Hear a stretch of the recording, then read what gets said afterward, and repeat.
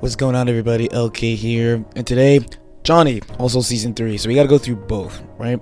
So first I want to talk about Johnny as far as characters. So there's two parts to this. The first one is there will be 4 characters again in season 3, which is also my guess.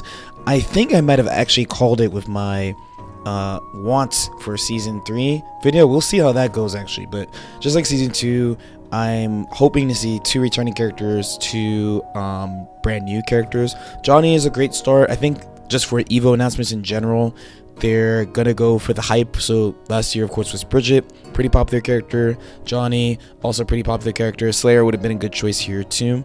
I kind of want to go through what he has that looks like is returning and what he has that looks new.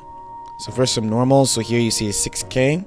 2K and sweep still look the same. Mistfinder is slightly different. We'll go into that. This is like 5H.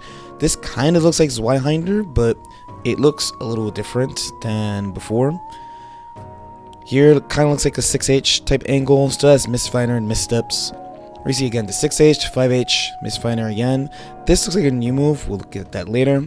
JH animates kind of differently, but it's still like his same hits really deep, really good against anti-airs kind of vibe. So that's the old far slash. You see a little bit of misstep into feint there.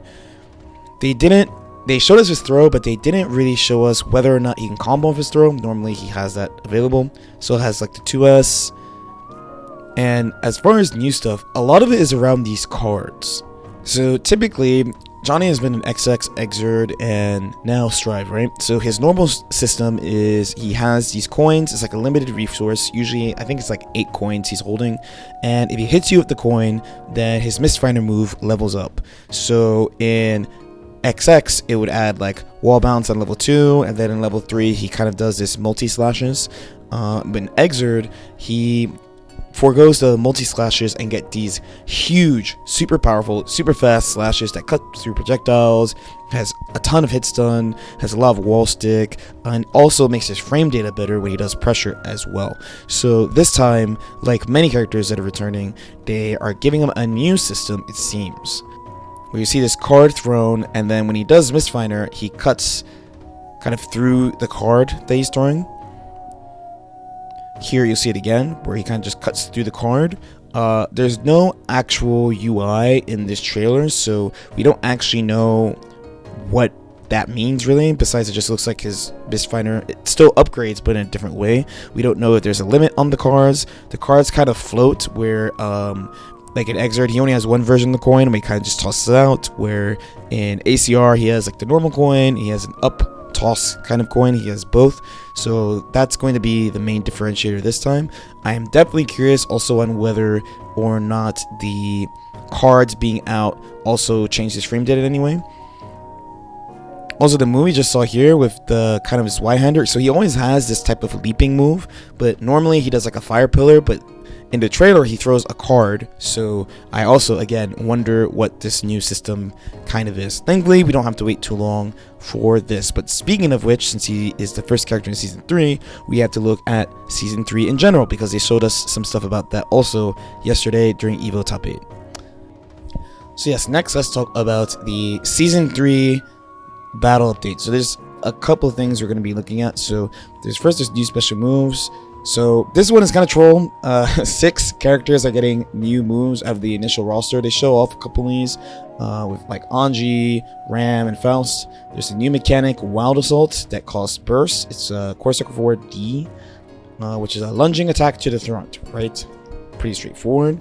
Then there's a new defensive mechanic called Deflect Shield, which is core circle back D, which says can block any attack, kind of like a universal parry type beat.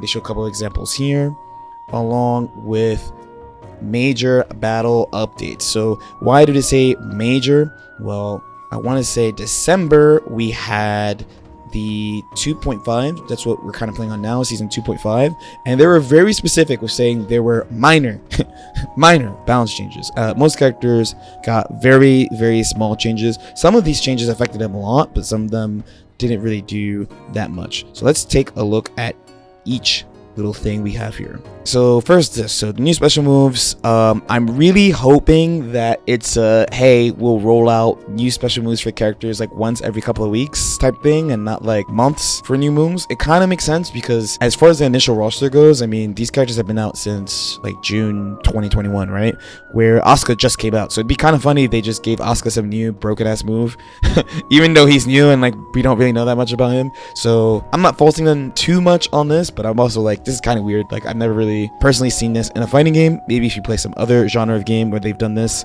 I don't know, let me know. And next we gotta talk about the offensive mechanics. This is the Wild Assault. This is pretty interesting. It's everyone has it, but it has different properties depending on the character. The main thing, of course, is that it looks like a huge guard crush for everybody, but it also looks like you can convert off things as well. There's a couple of questions we have about this. So for example, it seems to just be like any normal that you could special cancel, you can do it off of. So I'd be curious to see if normals that are not special cancelable, like Nago third hit of Far Slash, can you do it out of that? As it says, it does cost 50% burst. So everyone is kind of assuming you can do it even after you burst. Like, you don't need a full burst meter to do it. I agree, but I kind of just want that little confirmation as well. And then finally here, you see Gold Lewis actually tanking Rensen. So he goes right through it just like that. So I really want to see the properties. Like, does it specifically beat projectiles? I think that's a pretty big deal if it does, because like I said in a previous video, and a couple of other players have kind of echoed this sentiment, there's a lot of like mid-range kind of set play zoners that exist in this game and have a lot of screen control projectiles, and they will not like this. But I like having an extra tool against it. But we got to see what else you get off it, as well as like what type of scaling. Like, is it like good for combos or not, because they use it in combos here. As far as the defensive mechanic, this is 214D. So it says can block any attack, including overheads, lows, and projectiles, available to all characters. So this one is interesting. I wonder how much of this is there are just some people who can't IBFD, and everybody needs a chance to do it, and this costs resource. But the difference is though that it beats everything, where IBFD you still have to block properly. This is really puzzling. I think if you play like a character that's really reliant on like certain sequences to do what you want, like they show Jacko here, but then like Ino has a short 2k2d, so they show that punish here, which is kind of pain. They show Gold Lewis getting pushed off. I got hyped for Gold Lewis getting pushed off, I'm not gonna lie, but I wonder how it affects sequencing. It does cost 50% of your burst, so I don't really know how the management goes. It's kind of like, the feeling I get here is like when you burst, you keep like 25% of your bursts already. Like if you successfully hit a burst, if you miss your burst, you get none, right? So there will be rounds where you definitely have to deal with one of these two every round along their burst. I don't know how prevalent it's going to be in the game totally, but having an extra defensive mechanic I think is a pinch more important than the offensive mechanic.